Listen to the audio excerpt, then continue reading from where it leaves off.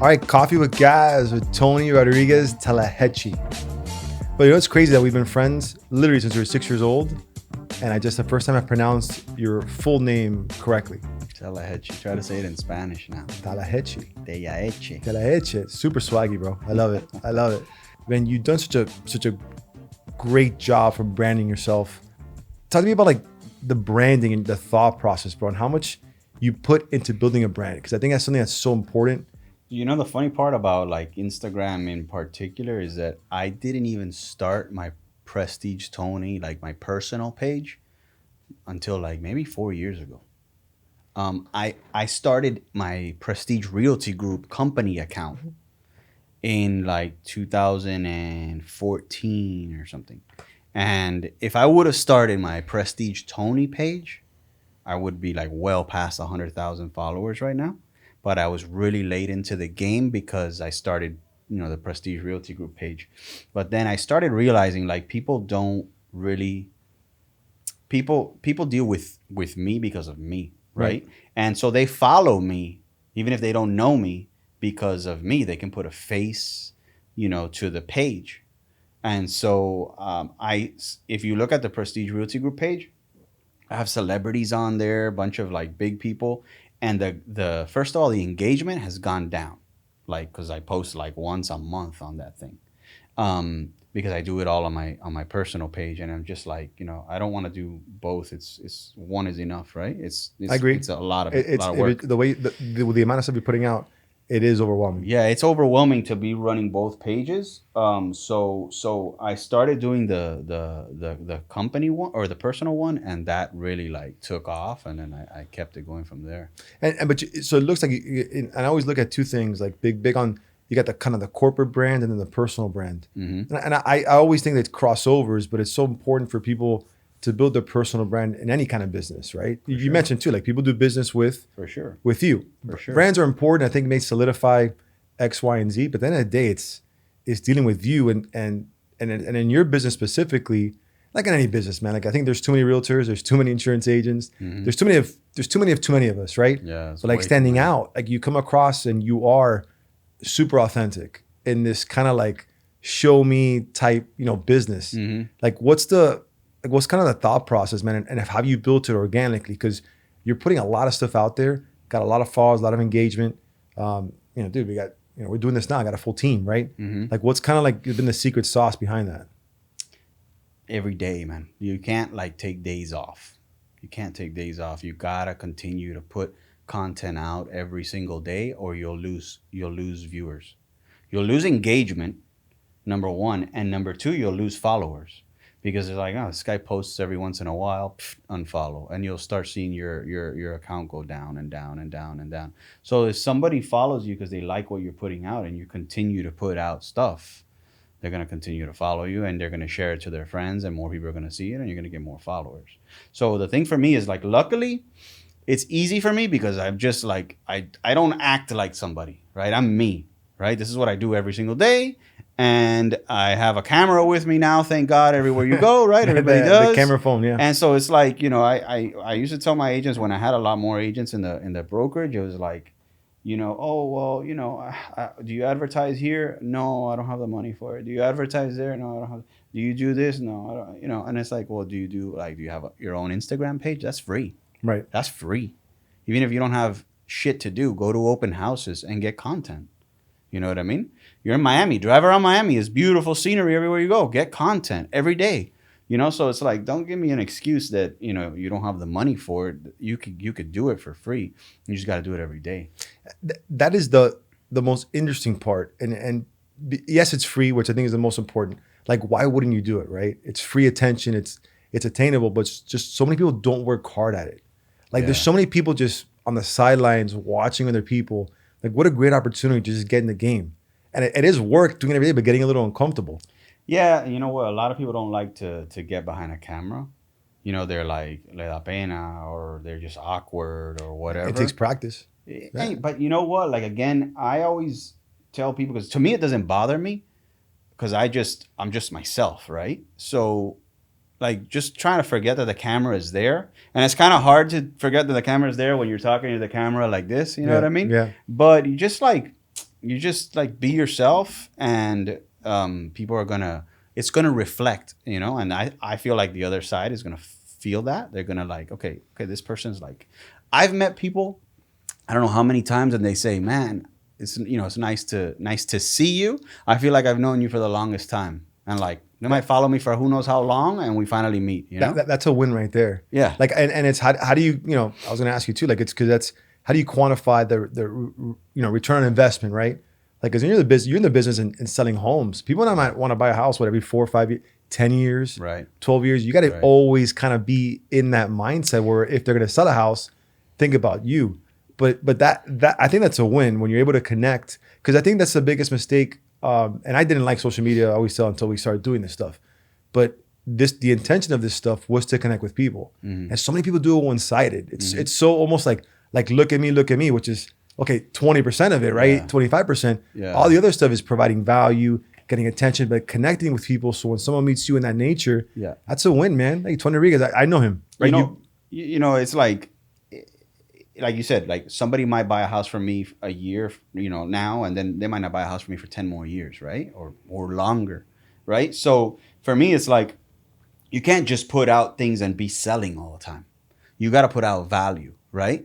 And what I mean by value is like, okay, if you're a buyer, you know, like right now, why do a lot of people follow me? Because like now a realtor's in this market, a realtor's more valuable than ever because there's no inventory. Yeah. So knowing a realtor that is deep rooted in that neighborhood is going to have a lot of inventory off market, which I'm trading a lot of stuff right now off market, and it never hits the MLS, right? So you're providing value by showing people what you have available, right? Number one, but also you're providing value, like, you know, you said it. If that person doesn't buy from me for 10 more years, like, how do I hold them, and how do they continue to follow my page? I have people from around the world that I guarantee you will never buy from me. So they're not following me to see what inventory is out there to buy. They're following me for a different thing. And they might follow me because, you know, the scenery in Miami, or the lifestyle, or just because they think I'm a nice person, and they're like, this seems like somebody that if I met them in person, I would get along with them, so I'm gonna follow them, right? And so like other people that reach out to me like, hey, you know, I'm a realtor getting into the business, and I'm learning, and I learn a lot from following your page. Right. And I live in Kentucky. I'm never going to be a realtor in Miami with you, but I get tips and advice and ideas from you, so that's why I follow you. And then that's the value play. Yeah. It's the value play. And then you get to show people in Kentucky the Miami swag, which is different. The Miami swag is different. Right. I tell everybody all the time, man. No, you can't imitate it. You can't imitate it. You got to be here. Oh, by the way, so we've been here for like 15 minutes. How much did my house go up, just value-wise? I feel like Your house is probably another 50 G's more. another 50. At least. Give me, and now talk about real estate specifically, because it's, I mean, I think most markets are hot, but some are hotter than others. Give me like the prediction, man. What's going on with the real estate in general? Everyone says bubble, not bubble. So I'm going to tell you what's going to happen in the near future, because with this, with the way that this market is changing, like the last 3 months was a different market than it is today, and the next 3 months is going to be completely different. So what you're going to see is you're going to start seeing things to slow down, but that's two reasons. Obviously, if there's no houses to sell, numbers are going to drop. Sure. Right? And there's no inventory, and you can't build a house in 3 weeks, right? So things are going to slow down, right? Which doesn't mean the demand is not there. There's just no product to sell them. You know, number one. Number two, a lot of things are trading off market, which means they don't record, which means the National Association of Realtors or the Miami MLS or wherever you get your numbers from now is not showing on the MLS. So it's not going to reflect in the numbers. Yeah. So a lot of things will still continue to trade, but it'll look like the market dropped a lot because it was just never recorded, period. So that's what's going to happen. So that doesn't necessarily mean that it's going to slow down. I think it's going to be tougher to find properties, definitely through the end of the year. Prices, I don't see them slowing down because if there's just no inventory, like I said, you can't build a house in 3 weeks. So if there's no inventory, that's going to hold prices. So, I mean, what's your advice like for like first time home buyers? I just feel like they've been priced out of anything, right? Because they don't have. It's almost like they don't have the ability of selling equity in a current property, buying up, right? And not Yeah. everybody's saving. I mean, come on, it's cash is king, obviously, right? But like, what's the outlook? Is it very gloomy for those first time home buyers? Are they just going to stick to renting? It's harder, but even rentals are not cheap. Price people haven't been able to buy, so they've had to rent. So the rental inventory has dried up. So now it's even expensive even to rent. So look, if you're able to buy right now, great, buy. But if you're not able to buy because there's no inventory, just continue to stack up your money, man, and save because you know there's so many people that I see them and I'm like, hey, I'm ready to buy, and then they have like 2% or 3% for a down payment, and it's like, guy, man, I mean, and I'm talking about guys that make 100 grand. I'm not talking about guys that make $35,000 a year. Like, Right. dude, you make 100 grand a year. You know what I mean? And your girlfriend or your wife works too. Like, come on, man, you should have a little bit more saved up than that. So like, there's a lot, so way too many people that don't have enough money saved, and they want to buy a house. And it's like, okay, you make the income, so you can pay for that mortgage, but you gotta give a down payment. Right. Got to change that lifestyle a little bit. Yeah, you gotta bite the bullet a little bit in order to finally make that jump. You know what I mean? Because also, people always come to me and they say like, "Oh, I'm pre-approved for this number, this max number, so I want to buy at that max number." And I'm like, "Damn, man, that also kind of scares me because, like, I got pre-approved for this number and I bought here. You know what I mean? Because I didn't want to live with a super high mortgage, and I gave a lot of money down. I didn't give 3.5% down. You know what I mean? Yeah. So for me, it was like I want to buy a house where I can have a mortgage that is easy to pay. Because in our business, or maybe not in yours, but more in my business, commission based, I don't get paid every Friday, Well, and it goes like this, yeah, right? I mean, and that's something I want to, and I'm in the same way. We're in the commission business too. Yeah. Little different in terms of we're more volume. It's different transactional side. But how do you kind of plan for that? I mean, most people aren't in our situation where there's ebbs and flows, there's ups and downs. Like, how do you kind of like project, right? How do you plan for the future, live now, plan for the future? But being in a commission-based industry, no matter what, and I empathize with you, just as far as because again, seasonal up and down. How do you project that? Like, you got to live a little more. You gotta have a cushion, man. You got to be more conservative than You most. gotta be more conservative, and if you have a rock star month, doesn't mean now you live rock star month every month. You gotta keep stacking. And like for me, like these people, if someone has a job that they get paid every Friday, they get paid every 2 weeks. Like, it should be easier for you to save because you know exactly how much is coming in. Right. So you're gonna make this much. Live here. It's kind of the thing is that everybody makes this much and spends here. I mean, that's Miami. I guess it's everywhere, but that's Miami. I mean, I say it is kind of that. I guess it's human nature. That's why with me, I make a big commission and I just put it there, and I'll put some investments, but I have it there. I don't ball out. You know what I mean? So that way you can, if you have a slow month, it evens out. You know what I mean? So you gotta prepare. and prepare. I mean, it's just the ebbs and flows. It takes a different type of person to be in that commission base, and I kind of. And obviously support you and vice versa. We speak a different language, bro. Yeah. A lot of people. Actually, I tell a lot of our sales guys, so here in our firm, all the sales teams are commission only. Other insurance places do it different, or we just have a different model. And then it becomes where I encourage them to tell people that, hey, you need to like not in a very practical way that you work on commission, because there's a little bit of a respect factor people need to have. Like, hey, I don't have that known. Yeah. And I think people respect that. So I don't use it as like don't feel bad for me, but I encourage people to say, hey man, look, I'm doing this. This is my job. This is my livelihood. Like, I'm putting my heart and soul to it. There's no second place. Yeah. No second place. I think that takes a different type of person Yeah. to excel in that environment, bro. My brother Ryan, you know him, and he's told me before. He's like, man, I don't know how you do it commission based, because it's a roller coaster ride, and it's you could have a rock star year, but it's still like stressing. You know what I mean? It's like, oh, actually, I was gonna make 100 grand, and now I'm not, and Right. it's like, oh damn. Not having that second place. I mean, I don't think I can ever go back. Only in the sense Oh that hell no. it's Hell just, no. once you make it, because you have No. like, so as much as you want the known, but now not having that known for me is a motivating factor.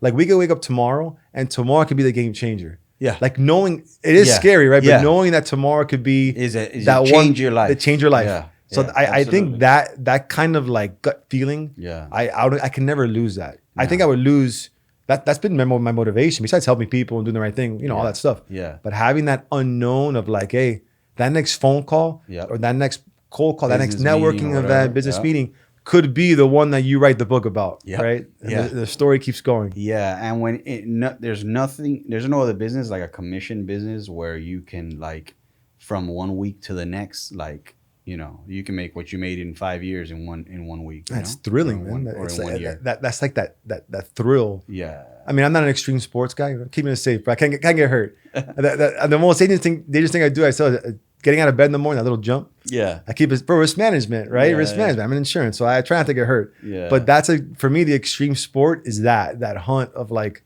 the unknown, and going that way. Absolutely, and it's tough when it's tough and that deal fell through or whatever. But it's also the highs have to be better than the lows. You know what I mean? And for me, like you're saying, I would never go back. Like I started in real estate in 2006, and I started the company in 2011, and I couldn't imagine working for somebody else. Although you still work for your client, right? Sure. But still, like it's you create your own schedule, you do your own thing, your pay is different. It's not that 9 to 5 corporate mentality that I couldn't do that. Let me ask you another piece of advice. So, if someone want to kind of like how you started the Instagram, right? Because that's your main focus on the social side, right? That's your biggest. Yeah. Not a big Twitter guy, are you? I don't even have a Twitter account. I need you to get on Twitter to like my stuff. That's Well, you put it, luckily for me, you put it on your stories, and I laugh my ass off on it all the time. Thank you for that. And I show my wife. There you I'm go. like, look at Lou. And I try to share it, and your page is private, and I'm like, I Makes know. no sense. And I was I gonna know. screenshot it, but I was like, his page is private, so maybe I shouldn't share it. No, it's okay. But it's hilarious. I permission. We'll talk about changing that. We're recording this. Yeah, by the way. that's recording. But for the record, I'm gonna count you as 2 extra likes on my Twitter. Yes. Dude, Twitter, going back to it, it's probably it is the most difficult because unless you're extremely, It's a useless platform. it's like a hot take, but unless you're like a celebrity or in the news or you just say something really ridiculous, controversial, Yeah. you don't get traction. I feel like Twitter is like, even though like social media is very young, I feel like Twitter is like for the viejos. Really? You know what I mean? Yeah. I mean, I kind of like there's TikTok is for like the really kind of like we're the viejos if we're on TikTok, you know what I mean? Yeah. And then Instagram is kind of like a little bit like all ages, and Facebook is a little bit, I think Twitter though, in my opinion, shows a lot about your personality. Like it's hilarious. because you're able to see either what you write, what you type, what you like, shows a little more of who you are. Instagram does as well, but most people, I guess you can like almost doctor a photo. But I wanted to ask you because something that you do that I think is the best way to connect with people, and I'm trying to push other people to do it. You do a lot of video content, which I think is the best way to connect with people. Yeah. Like on Instagram, on your stories and how you're creating the content, you're always getting uncomfortable. Either you're filming where you're at, yourself, going that route. I think video is the most impactful way to connect with people on social. Yeah. And you do a great job of that. But I want to ask you, like, any advice if someone was going to start, like how much work did you do to start to build your following? Dude, it doesn't take more or less work. It's the same amount of work almost. You just you kind of get better at it and more comfortable, and you do it every day from the beginning with 0 followers, and you just do it and you do it and you do it and you do the same amount pretty much all the way until you have 100 million followers.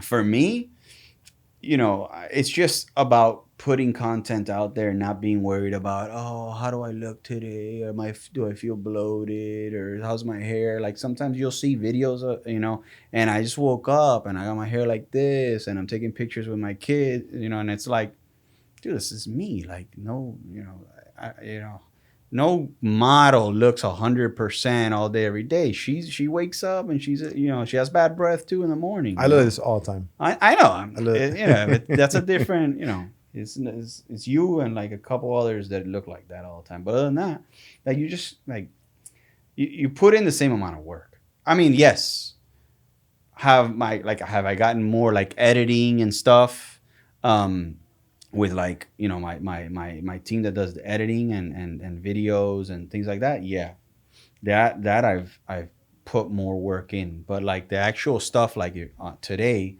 everything I've done today was just all of my stories was just straight from the phone.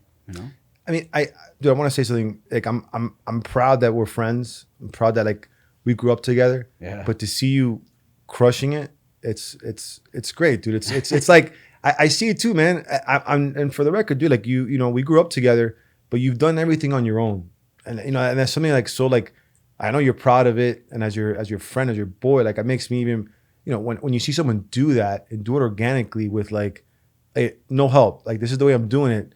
You're a success story, man. And I know, and then I think that's what helps a lot of people that when they do business with you, they see that. You don't owe anything to anybody. Like you do your own thing and you continue to grow it. It pumps me up, man. Like I'm happy to be associated and be friends with you still.